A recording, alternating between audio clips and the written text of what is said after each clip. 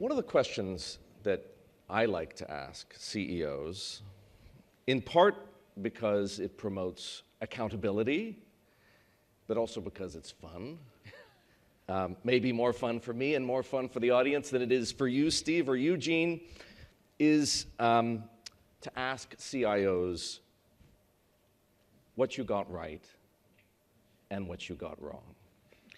We're very good at the first one.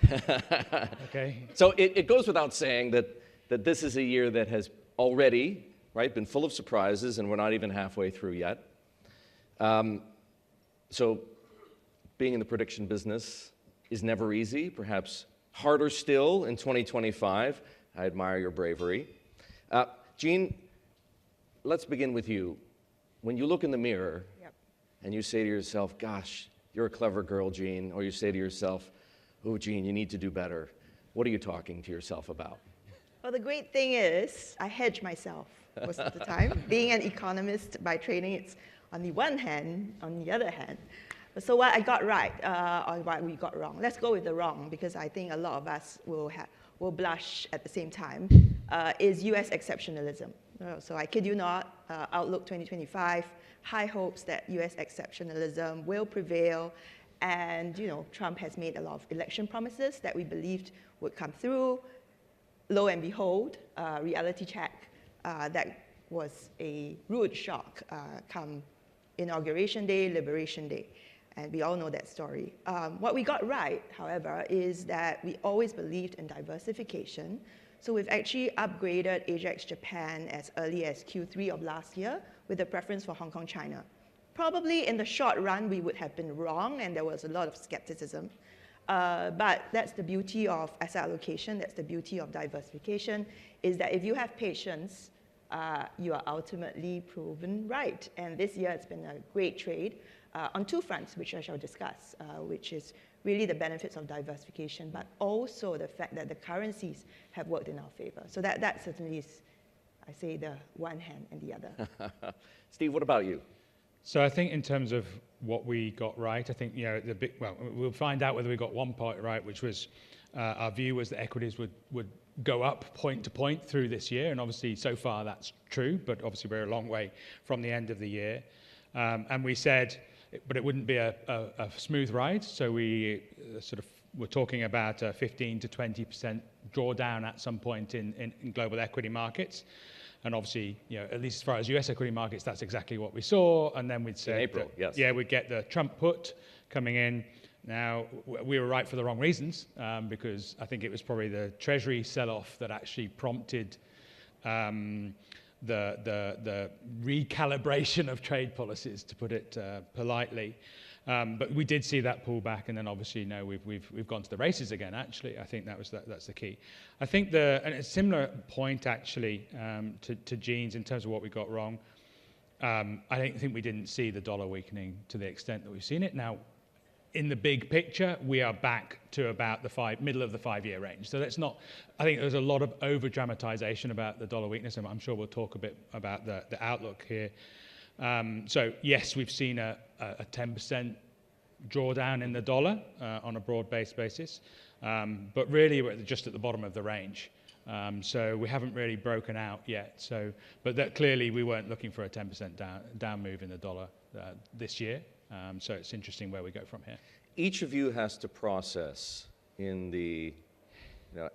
as you figure out effectively what positions and allocation to recommend, an enormous number of variables. Of all those variables, right, that are going to have an impact on the outlook for global assets, which ones stand out to you right now as the most important, Steve? I think it's not really a variable. Maybe we can look at it in one way where it is, but it's really to the extent that what's happened this year is a permanent shift higher in uncertainty and leads to a permanent recalibration or a semi-permanent recalibration of business intentions. So we've talked to obviously a lot of entrepreneurs, small business owners, and the key thing immediately after the Liberation Day was, what should I do? And the reality is you should probably sit on your hands and see how this is going to play out. And just everybody doing that around the world leads to economic impact. Sure. So the question is, to what extent does that lead to the genie being out of the bottle, and therefore, regardless of trade deals being done, etc., we could still go into recession? And the other way to look at this is the soft data, hard data gap has obviously been widening. If you look at economic expectations, the economic surprises index, the soft data is underperforming massively, and the hard data is outperforming massively. That's going to narrow. Which way is it going to narrow? And I think that's the biggest question that we've got to try and figure out, as obviously if you're an economist, but also obviously as investors as well. I think that's a very interesting concept, sort of structural uncertainty in a way. What about you, Jean? So that's where we agree on structural uncertainty. The cause of it, however, I believe that we're actually in the midst of a very seismic shift in terms of the correlations as well as the decorrelations of the variables that we're used to is breaking down. For example, yields and the dollar, right? That used to be a correlation, but that's broken down because there's something underlying that's shifting in terms of calibration of risk. So I think that whole notion of DM versus EM and how we have invested in the past and our attitude towards fixed income portfolios, for instance. So that whole uncertainty means that we have to actually change the way we act. So quite the reverse from being shell-shocked. Our mammalian, as mammals, our response to an attack typically is you either freeze, fight, or you fly, right? I think as human beings and very sentient ones in the room, we actually have to strategize.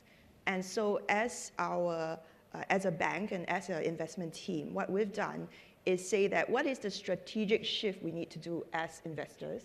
And so we looked at our strategic asset allocation framework and say to ourselves that if all these variables are breaking down, that forecasting ability goes down. Are we going to change the way we allocate assets? So we've gone through a whole robust optimization model, quite a lot of data involved, historical and also forward-looking, to recalibrate how investors should think about their portfolios. And I think the deep work we should be doing as individuals as well as investors is to say to ourselves, with all of that changing, the blocks breaking down, countries having different relationships from each other than we were used to post-Cold War, what does that do for our investment forecasts? I want to pick up on something that Jean said, actually, in terms of the correlation. You talked about dollar and yields, but actually, if you look at it in the recent past, the dollars actually look like a risk-on vehicle, right? So if risk is doing well, the dollar's stabilizing. If risk is off, which I think is probably the opposite of what people thought. Again, coming back to what we got wrong, you go, okay, risk off, dollar does well, right? The dollar smile, the infamous dollar smile, right?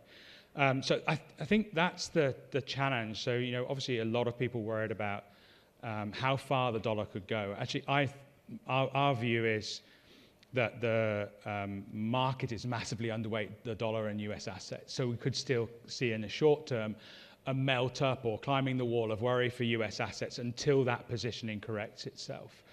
But then longer term, you say, okay, is the dollar going to crack? Certainly Trump wants it to crack, right? That's one of his policy objectives. He doesn't want the Treasury market to crack.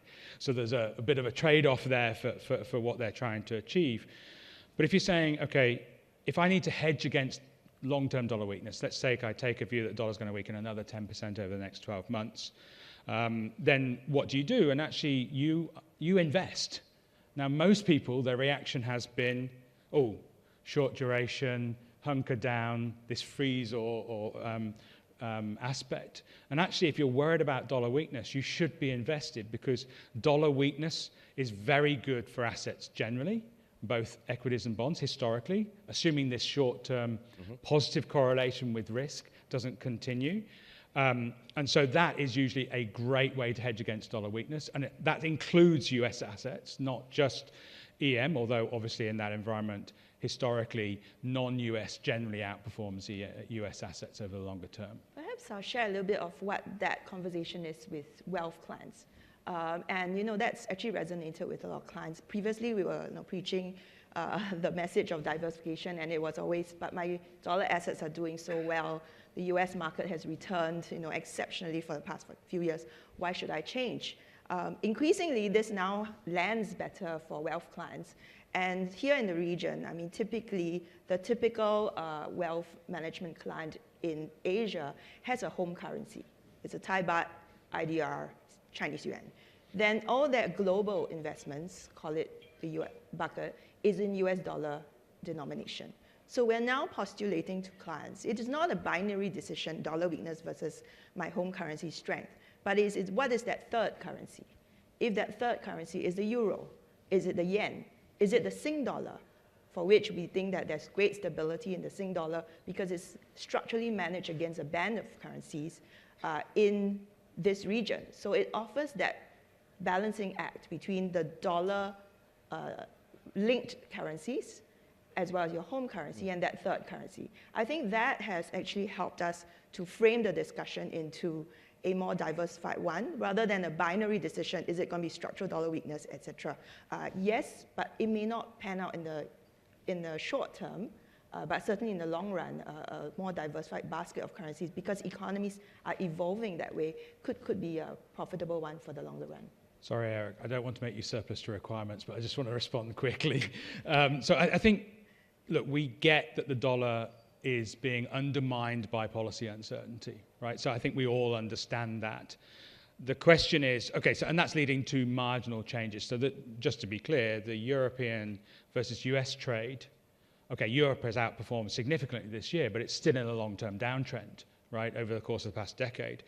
But I think what is, everybody is sort of saying is, okay, I understand that the US is weaker in some sense in terms of policy certainty, but to what extent are other people picking up the baton from the US? And I think that's where people are struggling and saying, yes, okay, you've got German fiscal stimulus, it's early days, etc. You've got what China's been doing to sort of try and support the economy, etc. But it's just, it doesn't feel like there's an obvious person to take over. One of the things, and you've both touched on this, but I'd like to go a little further. One of the things I'm particularly interested in understanding is how your clients are processing, if you will, what the Trump administration has been doing for the past 5 months. And there's a lot going on, right? You have, obviously, tariffs and Liberation Day and the threat of inflation, but also the threat of stagnation. You've got encroachment on monetary policy from the Oval Office. You have the big, beautiful bill and maybe an additional $2.4 trillion of deficits. You have the weaponization of the Justice Department, right? The potential withdrawal of the US from global security alliances. I could go on. How are people thinking about this? Do they see this as being a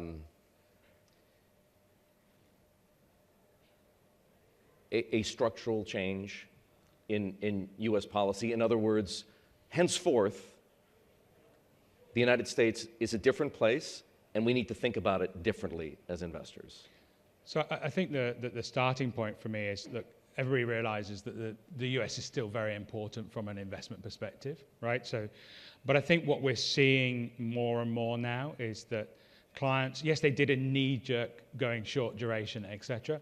But I think the people that take the portfolio approach that Jean was talking about at the start, they're seeing the benefits of that coming through. So if you look at, our balance strategy is up 5 to 6% this year. And if you told me at the beginning of the year what was going to happen on the fundamental side, and then said, what will your balanced portfolio do? You probably wouldn't think it's going to be up. You probably think it's going to be down. So I think that's where people are sort of saying, actually now they see the benefits of that sort of diversified approach, and that is becoming a much more core part of their portfolios. I think for us, let's talk about the positives first. If you look at the Trump administration and the tariffs, right? Tariffs are as old as the hills, as early as 1776.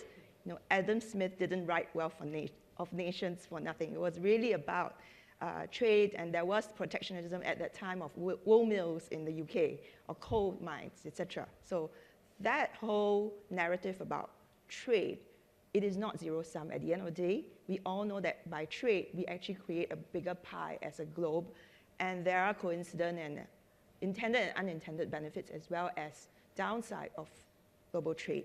So that's that reckoning, moment of reckoning. And I think, that whole adage of, Trump always chickens out, which was coined by the FT, it's a neat meme, but what it really brings us back to is pragmatism.